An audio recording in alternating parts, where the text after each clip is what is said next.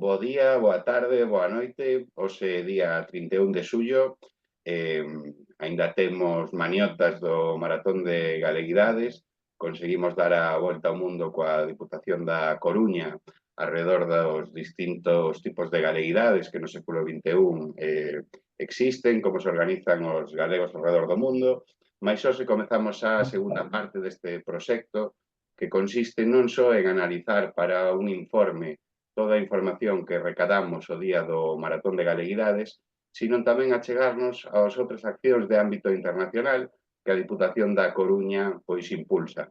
Especificamente dentro do seu marco estratégico identificouse como un reto prioritario cooperar coa Coruña no mundo e especificamente ten un objetivo 10 de impulsar os proxectos europeos e de solidariedade no cual se enmarca, entre outras accións que veremos nos últimos vídeos do Maratón de Galeguidades, as políticas de apoio á cooperación ao desenvolvemento que se impulsan por medio da participación no Fondo Galego de Cooperación e Solidariedade, mas tamén coa convocatoria específica de proxectos de cooperación ao desenvolvemento que é histórica pois no ámbito, digamos, da administración local galega. Para falar disto, temos con nós a Aitor Rodríguez, ele é representante da ONG Ayuda en Acción. Estou moi encantado de que este aquí con nós para esta primeira entrevista post-maratón e voulle preguntar que tipo de proxectos impulsa a Axuda en Acción? En que países? Xa sei que a Axuda en Acción é unha ONG clásica en España e en Galicia, así que contanos un pouco.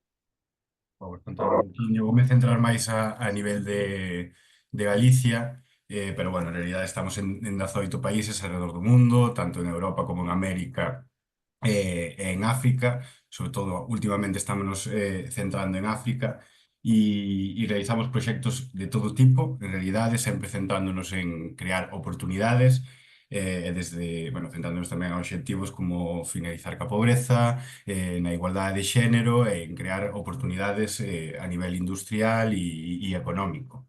Tamén para que estes cambios, estas accións perduren no tempo e sexan, pois, teñan un componente de desenvolvemento sostible.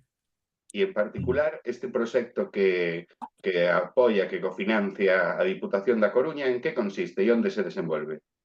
Pois o proxecto da Diputación da Coruña surxiu no 2000, bueno, no 2018 existe un conflito armado en Pemba e a Fundación Ayuda en Acción xunto ca Universidade da Coruña, vendo o mandato tamén das Nacións Unidas, vendo o mandato de ACNUR, decidimos actuar na zona. Ali nos Axuda en Acción temos un clúster en desenvolvemento sostible, mas tamén en arquitectura, e con a Facultade de Arquitectura comezamos a facer un plan de resposta á necesidade de mobilidade da xente, as necesidades migratorias dos refuxiados. Que necesidades atopamos ali? Pois era que a poboación refuxiada pois non tiña cobertas as súas necesidades, evidentemente, estaban en campos de refuxiados en tendas de lona, onde pois, non se respetaba evidentemente nin ventilación, nin privacidade, nin alimentación en moitos casos.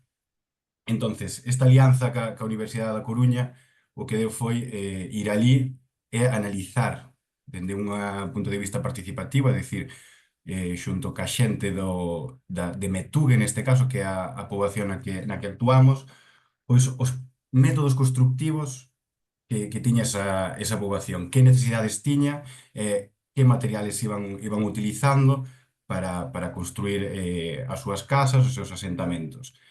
Entonces, aí pasamos desde un punto de vista dos refuxiados, onde están nun campo de refuxiados, ata que teñen unha vivenda definitiva. Que hai entre estes dous puntos? Pois unha vivenda transitoria que está pensada para non máis de 5 anos, e onde se respeitan e onde se lles dan a estas poboacións, a estas familias, se cubren as súas necesidades, en definitiva. Despois, logo de analizar todo isto, deu como resultado, pois deron como resultado informes e estudos que, ahora, xunto con outros axentes internacionais, xa estamos aplicando en terreo. Tamén, xunto con esta poboación, se lles demos pois, formación en métodos constructivos. É dicir, que é o que necesitan, como se construye isto, máis con xente especializada en terreo, como poder facer tamén que estas persoas se impliquen na construción destas viviendas transitorias. Entendo. A verdade é que é moi particular en Cabo Delgado, Mozambique, a situación de crise humanitaria e de Ujú. refuxiados, bon, a verdade é que é un exemplo específico, non, de como as ONGs galegas pois apoian distintas situacións de conflito no mundo, e neste caso grazas a un proxecto da Diputación da Coruña. No marco da Xenda 2030, poderíades identificar que ODS está apoiando este proxecto? Sí, sí, a ver, todos os proxectos da Fundación Ayuda en Acción e quero pensar que tamén das demais ONGs os formulamos seguindo pues, o marco lógico, seguindo estándares internacionais. Formúlase sempre dende o enfoque de dereitos e seguindo os ODS, neste caso, pues, tuvose especialmente en conta o xénero, entón, o ADS5, aí incluímos sobre todo a 80% dos beneficiarios son mulleres, que son o número máis amplio de refuxiados que se identificaron.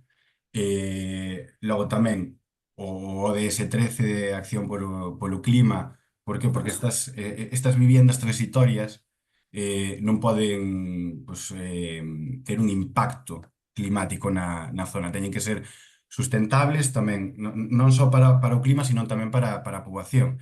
É dicir, ali non hai acceso a auga, non hai acceso a electricidade, entón ten que ser unha vivenda autoxestionable tamén.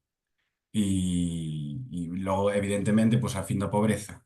Fin da pobreza o ODS 1 e o ODS 17. Aquí estamos actuando nun contexto de emerxencia humanitaria, onde hai un chamamento das Nacións Unidas, da OIM, de ACNUR tamén, que pide axuda e que nós, como organización non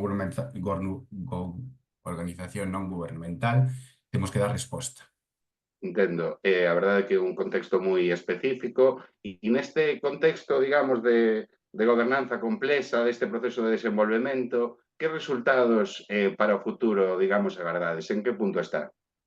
Ben, neste caso específico en Pemba, a ver, o que fixemos con estes estudos foi seguir avanzando, é dicir, seguir cun proceso lóxico e aproveitar, bueno, dar difusión, evidentemente, e socializar estes resultados, pero tamén aproveitar estes métodos constructivos que se investigaron para poder aplicalo en terreo. Que fixemos aí, pois, traballamos ca OIM con un proxecto pois, moito maior onde aportamos esta documentación e onde vamos seguir esta metodoloxía constructiva, mas tamén fomos ampliando máis poboacións. Temos tamén o caso de Meluco, onde, con un proxecto tamén da Xunta de Galicia, vamos aproveitar todo o que fixemos na Diputación, co financiamento da Diputación da Coruña, para ali, pois, dándolles tamén formación en métodos constructivos, aportando materiais gracias ao clúster de arquitectura que temos ali, e outros bens non materiais para que poidan cubrir esas necesidades, ter esa posibilidade de acceder a unha vivenda transitoria mentres non teñen a posibilidade de ter unha vivenda definitiva. Parece un caso claro, no? dun proxecto en emerxencia humanitaria, evidentemente no máis básico e elemental dos dereitos humanos, pero máis alá de acudir a estas situacións de emerxencia que lamentablemente podemos atopar por todo o planeta, para pechar querería preguntarte por que é importante nun mundo interdependente, interconectado como actual, que as políticas de cooperación ao desenvolvemento sigan dentro da senda pública? Vaya, unha pregunta complicada. Pero bueno, é evidente que estamos nun mundo globalizado e necesitamos mirar e abrir un pouco as ventás e mirar un pouco para lonxe. O que pasa nos outros países, evidentemente, afectanos a nós, e xa non é por un mandato de solidariedade, de dicir, bueno, pois eu quero, ou vexo a necesidade de actuar nun país ou de aportar nun país para o desenvolvemento, é que realmente o desenvolvemento nos outros países vai nos afectar a nós. Tamén aí, en España, que é un caso particular, temos a posibilidade de actuar ou de realizar accións no exterior pois, dentro das distintas comunidades autónomas.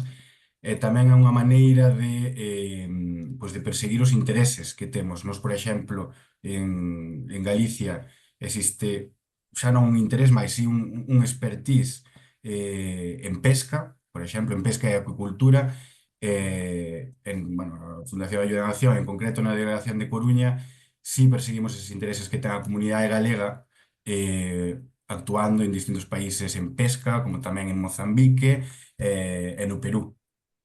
Entón, eu creo que é importante xusto por eso, porque podemos levar o noso coñecemento e os nosos intereses a outras partes do mundo, crear tamén amizade, crear lazos de unión e logo axudar a que estas comunidades normalmente empobrecidas e con moitas necesidades poden ter un desenvolvemento nas súas sociedades, mas tamén un desenvolvemento económico que vaya a perdurar no tempo e crear, ao final, pois unha sociedade máis igualitaria e xusta. Obrigado, Aitor. A vos. Mozambique é un país prioritario da cooperación galega. Temos décadas por diante de un maior relacionamento coa sociedade mozambicana, de maior cooperación. Sin dúbida, iso xa está a acontecer, como este proxecto de axuda en acción demostra. Moitas gracias, Aitor, moitas gracias á Diputación da Coruña por seguir mantendo as políticas de cooperación e desenvolvemento na senda pública. Boa noite. Obrigado.